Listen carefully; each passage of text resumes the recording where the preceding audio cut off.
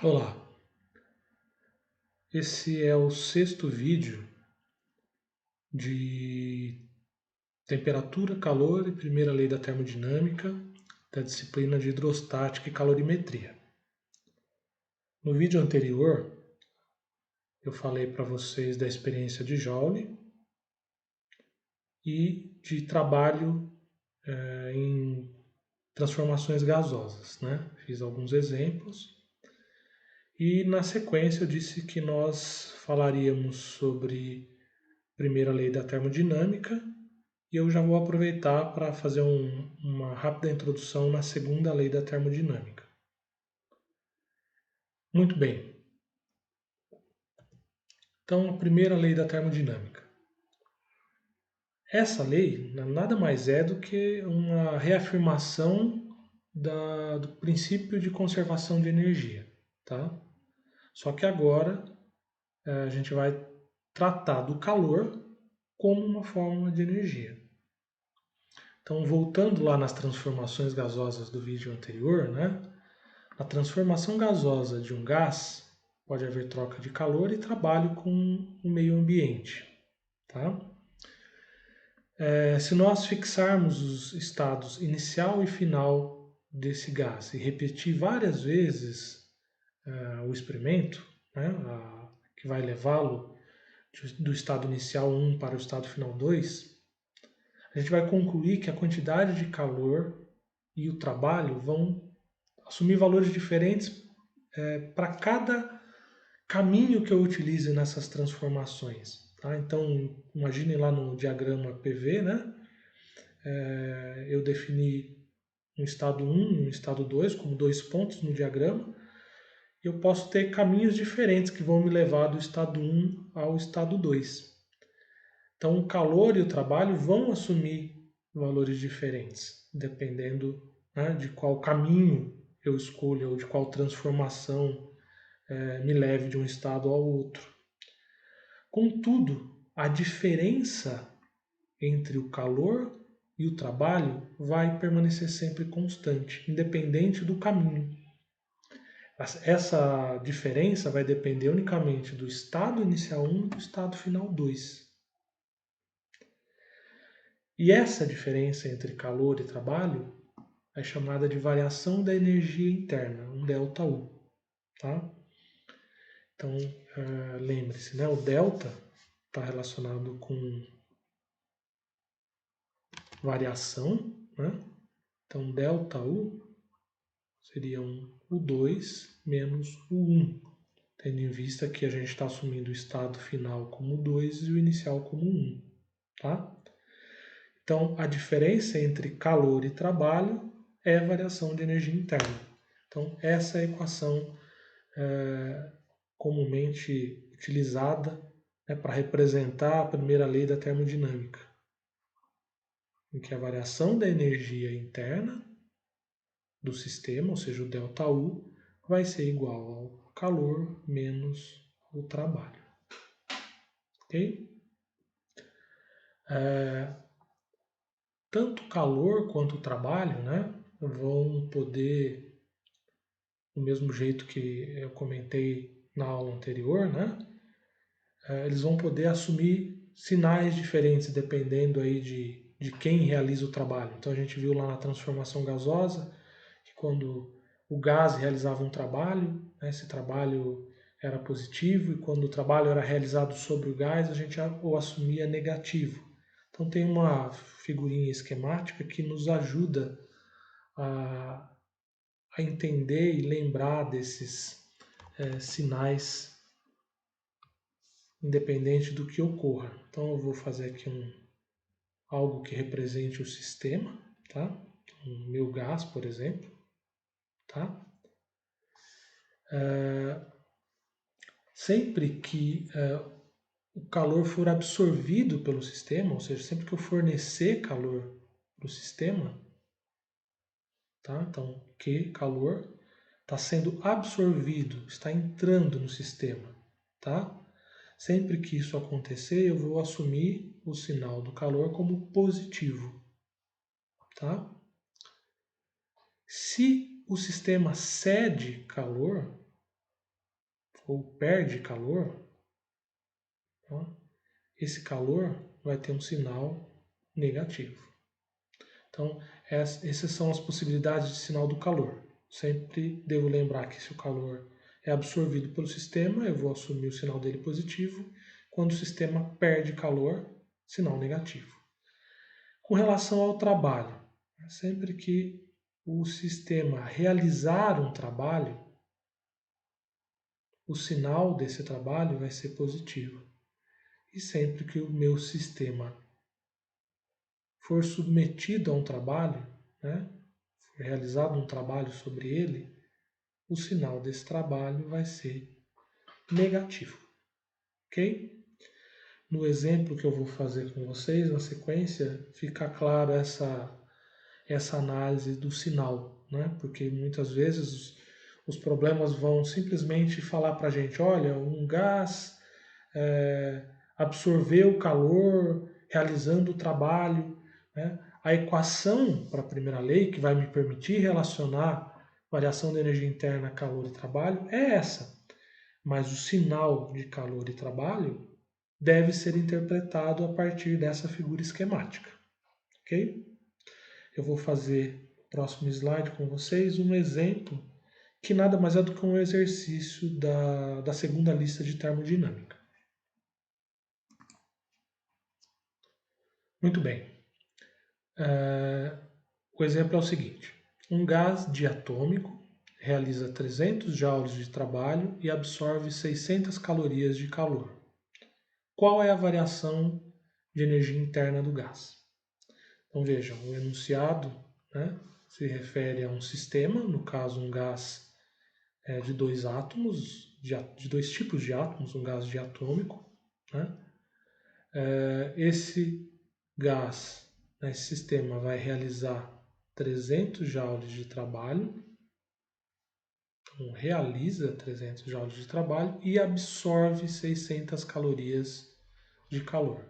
O que a gente tem que determinar é a variação de energia interna. Lembre-se, a primeira lei da termodinâmica, a equação que relaciona a variação da energia interna, calor e trabalho, está aqui. Eu simplesmente copiei do slide anterior, tá? Assim como a figura que vai me ajudar a entender e interpretar os sinais de calor e trabalho. Então, eu tenho que determinar a variação da energia interna, é o ΔU. Preciso para isso ter calor e trabalho. Tenho. 300 joules é o trabalho. Então, do enunciado eu tenho que o trabalho vai ser igual a 300 joules. E o calor vai ser igual a 600 calorias. Ok?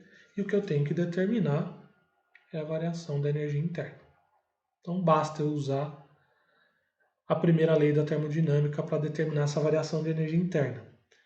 Só que eu tenho que ficar atento à unidade disso, né? Eu vou preferencialmente aqui trabalhar com unidades do SI, então o trabalho está em joule, que é a unidade de energia no SI, mas o calor não. Então eu tenho que transformar essas 600 calorias em joule. Lembra que uma caloria é igual a ou aproximadamente 4,19 joules, tá? Então isso vai me dar um calor de 2.514 joules. Ok? Então esse é o calor absorvido pelo sistema e esse é o trabalho realizado pelo sistema. Então, portanto, o ΔU, que é calor menos trabalho, vai ficar igual. Veja, calor. O calor é positivo quando é absorvido pelo sistema, entra no sistema. O enunciado me diz que o calor é absorvido pelo sistema. O gás absorve 600 calorias de calor. Isso significa que essas 600 calorias que aparecem aqui vão entrar na equação da primeira lei com um sinal positivo. Portanto, aqui eu vou colocar 2.514 joules. Se, porventura, o enunciado me dissesse que o sistema cede 600 calorias de calor, eu colocaria aqui um menos 2.514 joules, ok? Bom, menos, veja, esse menos é o menos da equação, tá? Agora eu vou olhar o trabalho. O gás, o sistema, realiza trabalho, realiza 300 joules de trabalho.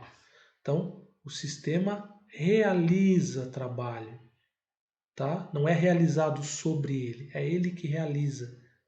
Então, corresponde à opção em que o trabalho é positivo. Então, os 300 joules vão entrar na equação como 300 joules positivos, ok? Então, portanto, o ΔU vai ser 2.514 joules menos 300 joules, que vai dar 2.214 joules, ou como está lá no enunciado, no gabarito, desculpe, aproximadamente 2,21 kJ de variação de energia interna. Ok? Claro que esse é um exemplo simples, né? Existem problemas mais complexos. Essa lista, que é a lista 2, trata de problemas básicos. Depois nós faremos alguns problemas mais elaborados numa lista a seguir, tá? E aí, muitas vezes, o tipo de transformação que o gás vai sofrer já vai me permitir ter algumas análises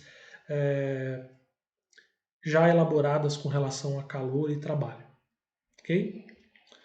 Então, aqui a gente finaliza a parte de primeira lei, né? Então teve uma descrição do que ela trata, a equação que a representa, assim como essa figura esquemática, um exemplo.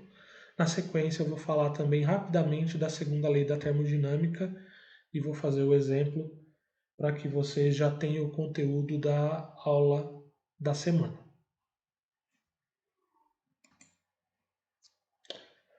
A segunda lei da termodinâmica. Ela pode ser enunciada de diversas maneiras, tá? Que tem dois enunciados, o de Clausius e o de Kelvin. O de Clausius é bastante simples de entender, né? A gente até já tem uma noção sobre ele. Ele diz que o calor só pode passar espontaneamente de um corpo de maior temperatura para um de menor temperatura.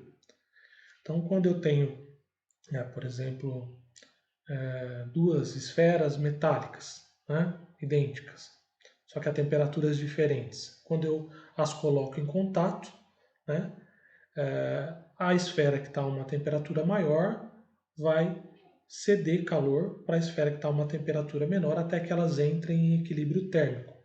Né? O enunciado de Clausius está dizendo isso, que espontaneamente, né, o calor só pode passar do corpo de maior temperatura para o de menor temperatura, nunca o contrário.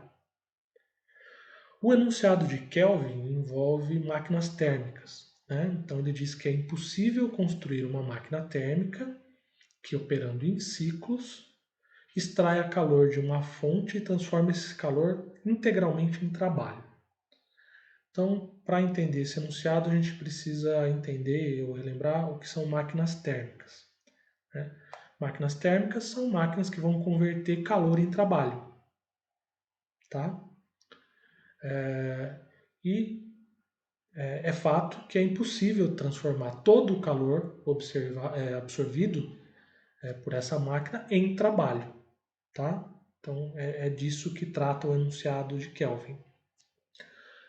Um exemplo de uma máquina térmica seria, por exemplo, uma máquina a vapor, onde um cilindro vai se mover devido à expansão de um gás no seu interior, causado pela energia proveniente do aquecimento de água em uma caldeira. Tá? Então, isso aqui é uma figura esquemática de uma máquina térmica. Então, aqui eu tenho uma fonte de calor, a temperatura Tq, esse Q é um índice de quente, tá? Embaixo eu vou ter uma fonte de calor, a temperatura Tf, seria uma temperatura fria.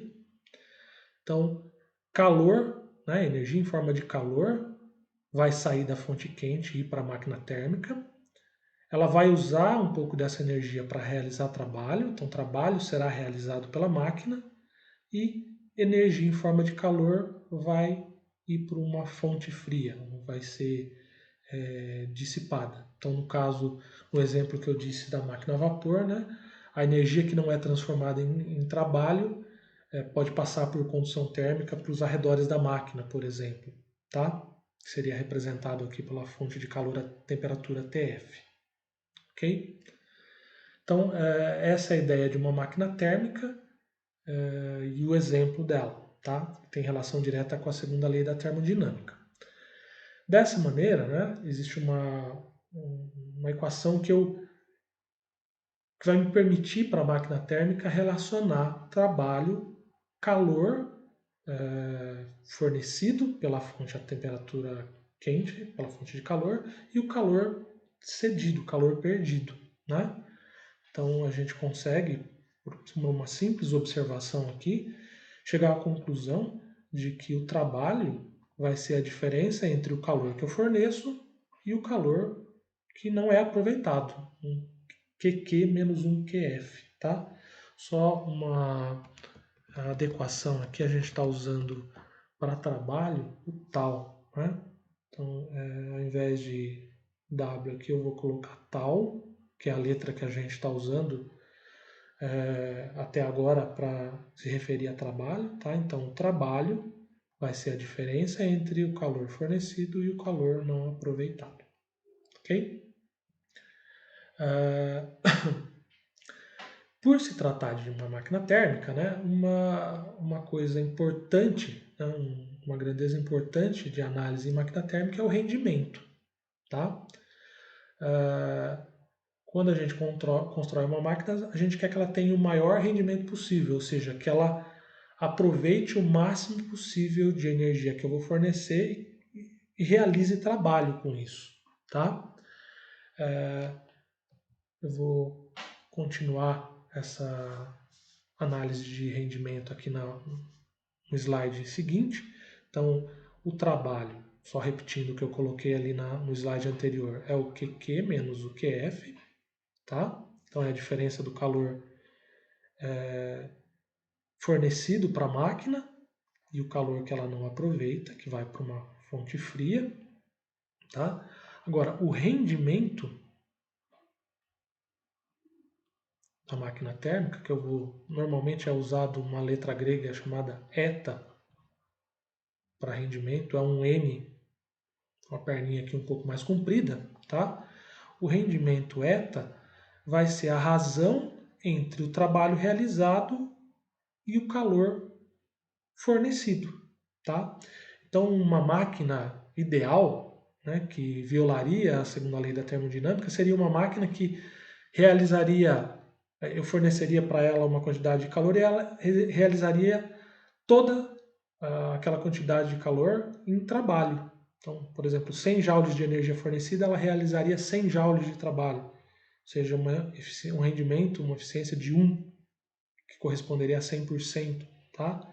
Então, isso não vai ocorrer numa máquina real, tá? Essa expressão de rendimento é definida dessa forma, vocês ainda podem encontrar nos livros escrita de uma maneira diferente que pode facilitar aí a sua vida dependendo do problema, tá?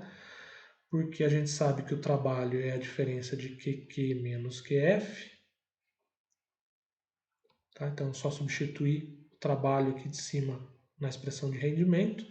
Isso vai me permitir ter uma expressão para rendimento que vai ser 1 menos QF sobre QQ, tá? Então, QQ sobre QQ é 1, QF sobre QQ é o que está aqui. Então, vai ficar 1 menos a razão do calor não aproveitado com relação ao calor fornecido, tá?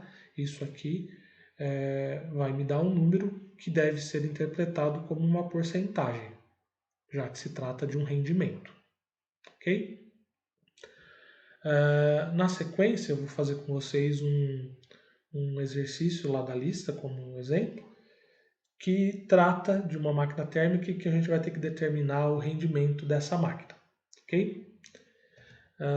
Então, o exemplo é o seguinte. Durante cada ciclo, uma máquina térmica absorve 200 joules de calor de um reservatório quente e realiza trabalho rejeitando 160 joules para um reservatório frio. Qual é o rendimento dessa máquina? Então veja, né? É uma máquina que trabalha em ciclos, né? Uma máquina térmica que trabalha em ciclos, então valem essas equações que eu observei no slide anterior, né? E a máquina térmica vai absorver 200 joules de calor de um reservatório quente. Esse calor absorvido pela máquina é o QQ, tá? Ela vai rejeitar, ou seja, ela não vai aproveitar 160 joules que vão para o reservatório frio. Então, esses 160 joules é o QF, tá? E com isso, nós temos que determinar qual é o rendimento da máquina. Veja, o problema não pede para que eu calcule o trabalho realizado pela máquina, mas tendo em vista que trabalho é a diferença entre QQ e QF, eu sei dizer aqui que o trabalho vai ser de 40 joules, ok? Então, eu vou fornecer 200 joules de energia para a minha máquina, em forma de calor. Ela vai realizar 40 joules, realizar um trabalho de 40 joules, e vai rejeitar ou perder 160 joules, que vão para o reservatório frio. O rendimento, né, pode ser calculado usando qualquer uma dessas equações que aqui eu tenho, tá? Veja que eu não precisaria necessariamente do trabalho, né? Poderia usar essa definição de que o rendimento vai ser 1 menos a razão de QF por QQ, né? Mas como eu já calculei o trabalho, eu vou usar que o rendimento é trabalho sobre QQ. Então, o rendimento vai ser o trabalho, ou seja, 40 joules, dividido por 200 joules do calor absorvido pela máquina, tá? Isso vai dar um rendimento de 0,2, que corresponde a 20%. Então, o rendimento dessa máquina térmica é de 20%, ok? Bom, são exemplos básicos e simples sobre primeira e segunda lei, né? Como eu disse anteriormente, eu vou trabalhar com vocês uma lista na sequência que envolve exercícios um pouco mais elaborados. Mas o conceito básico, né, de primeira e segunda lei estão aqui nesse vídeo, que é o segundo vídeo da próxima aula, tá? É da aula que vocês estão assistindo. Então é isso, pessoal. Até o próximo vídeo. Se vocês tiverem tido alguma dúvida, né, com relação às explicações desse vídeo, postem lá no AVA, no chat preferencialmente, no horário da aula, pode ser no fórum, e se eventualmente alguém não puder fazer isso no AVA, faça no YouTube mesmo, né? Alguns alunos já fizeram isso nos vídeos anteriores, sem problema algum, ok? Até mais, pessoal!